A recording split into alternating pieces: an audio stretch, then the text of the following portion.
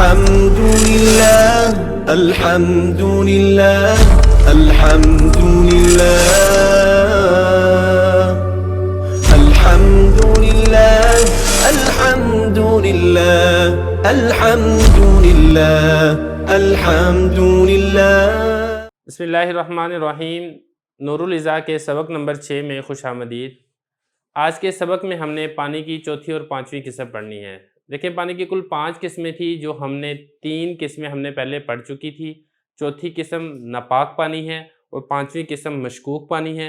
یہ کون سے پانی ہوتے ہیں، ان کا کیا حکم ہے، وہ ہم آج کے سبق میں پڑھیں گے۔ عبارت دیکھ لیں، والرابع ماء نجس وهو الذي حلت فيه نجاست وكان راكدا قليلا والقليل ما دون 10 في 10 فينجس وإن لم يظهر أثرها والأثر طعم أو لون أو ريح والخامس ماء مشكوك في طهوريته وهو ما شرب منه حمار أو بغل۔ عبارت ہم نے پڑھ لی ہے، ترجمہ آپ دیکھ لیں۔ اور چوتھی قسم ناپاک پانی ہے، اور یہ وہ پانی ہے کہ جس میں حلول کر گئی ہو، مکس ہو گئی ہو، گر گئی ہو نجاست، ناپاکی، اور وہ پانی ٹھہرا ہوا ہو، قلیل ہو۔ اور قلیل پانی کون سا ہے؟ جو پانی 10 سے کم ہو، لہذا یہ پانی ناپاک ہو جائے گا، اگرچہ اس نجاست کا اثر اس میں ظاہر نہ ہو۔ اور نجاست کا اثر اس کا ذائقہ ہے، یا اس کا رنگ ہے، یا اس کی بدبو ہے۔ اور پانچویں قسم وہ پانی جس میں شک کیا گیا ہے اس کے پاک ہونے میں، اور یہ وہ پانی ہے جس سے پی لیا ہو گدھے نے یا خچر نے۔ یہ عبارت ہم نے پڑھ لی ہے، ترجمہ ہم نے کر لیا ہے۔ اب آپ اس مسئلے کو سمجھ لیں۔ یہ پانی کی چوتھی قسم بیان کی جا رہی ہے، وہ پانی جو ناپاک پانی ہے۔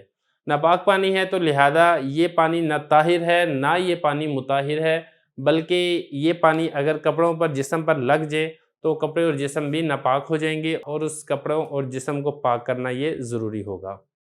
یہ پانی کون سا ہے؟ اس پانی کے بارے میں پہلی بات تو انہوں نے یہ بتائی ہے، وہ پانی ایسا ہو جس میں نجاست گر گئی ہو، ناپاکی گر گئی ہو۔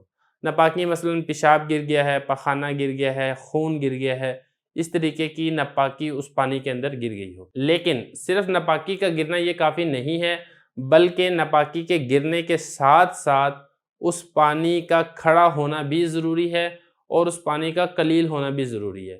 تو گویا کہ پانی کے ناپاک ہونے کے لیے ایک چیز ہے، اس میں نجاست گرے۔ اگر نجاست نہیں گری ہے تو وہ پانی پاک ہے۔ نمبر 2، دوسرا یہ ہے کہ وہ پانی کھڑا ہو۔ اگر نجاست گر گئی ہے لیکن پانی کھڑا ہوا نہیں ہے، بلکہ پانی جاری ہے، پانی چل رہا ہے، تو بہتا پانی بھی ناپاک نہیں ہوتا۔ نمبر 3، وہ پانی قلیل ہونا چاہیے۔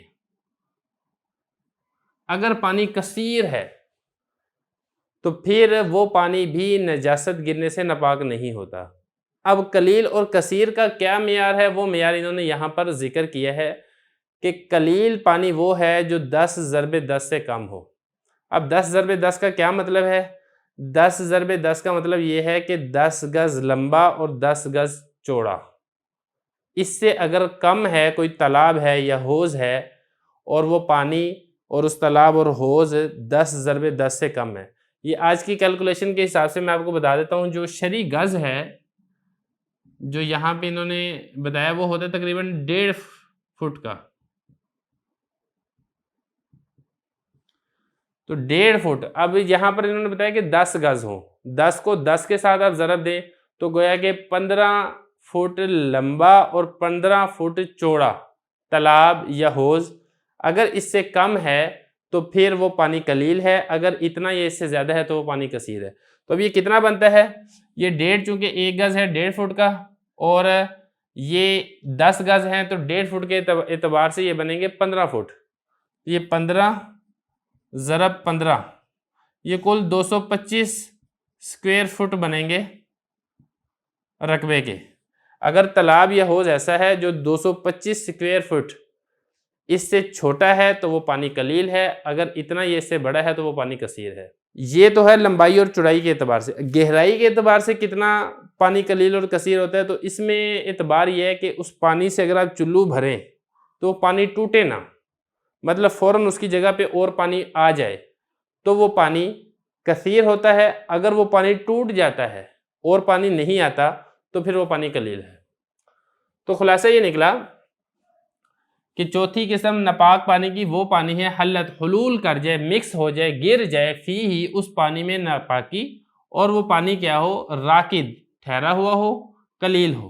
اور قلیل کیا ہوتا ہے؟ قلیل کی تعریف کر دی ما دون عشر فی عشر، جو 10 ضرب 10 سے کم ہو۔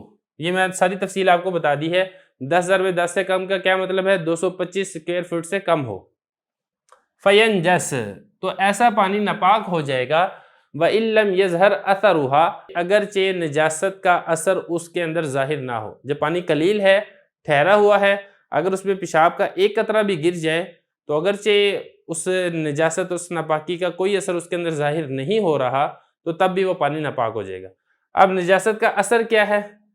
اثرات کون کون سے نجاست کے وہ یہاں پر بتائے گئے۔ نمبر 1 ذائقہ، نجاست کا اپنا ایک ذائقہ ہوتا ہے۔ نمبر 2 رنگ، نجاست کا اپنا ایک رنگ ہوتا ہے۔ نمبر 3 بدبو، نجاست کی اپنی ایک بدبو ہوتی ہے۔ تو یہ 3 اثرات میں سے کوئی اثر ظاہر نہ بھی ہو، جب کھڑے پانی میں ناپاکی گر جائے تو وہ کھڑا پانی ناپاک ہو جائے گا اگر وہ پانی قلیل ہے۔ تو یہاں تک یہ ہو گیا چوتھی قسم۔ پانچویں قسم بہت آسان ہے۔ پانچویں قسم ہے مائع مشکوک۔ مائع مشکوک وہ پانی جس کے پاک ہونے میں، پاک کرنے میں شک کیا گیا ہو کہ آیا اس پانی سے طہارت حاصل کی جائے تو وہ طہارت ہو جائے گی یا نہیں ہوگی، اس سے وضو کر لیا جائے تو انسان کا وضو شمار ہوگا یا شمار نہیں ہوگا۔ یہ پانچویں قسم ہے۔ یہ پانی کون سا ہے؟ یہ پانی وہ ہے جس کے اندر گدھا منہ مار لے یا جس میں خچر منہ مار لے، یعنی وہ تھوڑا پانی، قلیل پانی جس سے گدھے نے پی لیا ہو یا خچر نے پی لیا ہو تو یہ پانی مشکوک ہے۔ اب مائع مشکوک کا کیا حکم ہے؟ مائع مشکوک کا حکم یہ ہے، اگر تو پاک پانی آپ کے پاس موجود ہے تب آپ اس پانی سے وضو اور غسل نہیں کر سکتے۔ اگر آپ کے پاس اس کے علاوہ کوئی پاک پانی موجود نہیں ہے تو آپ اسی پانی سے وضو کریں اور اس کے ساتھ ساتھ تیمم بھی آپ کریں گے، کیونکہ اس پانی کے متعلق شک ہے کہ پتہ نہیں اس سے پاکی حاصل ہوتی ہے یا حاصل نہیں ہوتی۔ تو یہ پانچویں قسم ہے ماء مشکوک فی طہوریتہ، وہ پانی جس کے پاکی میں شک کیا گیا ہو۔ یہ وہ پانی ہے ما شرب منہ، جس پانی سے پیا ہو حمار گدھے نے، او بغل یا خچر نے۔ تو یہاں تک ہماری یہ والی فصل مکمل ہو چکی ہے جس میں ہم نے پانی کی 5 قسموں کو تفصیل سے پڑھ لیا ہے۔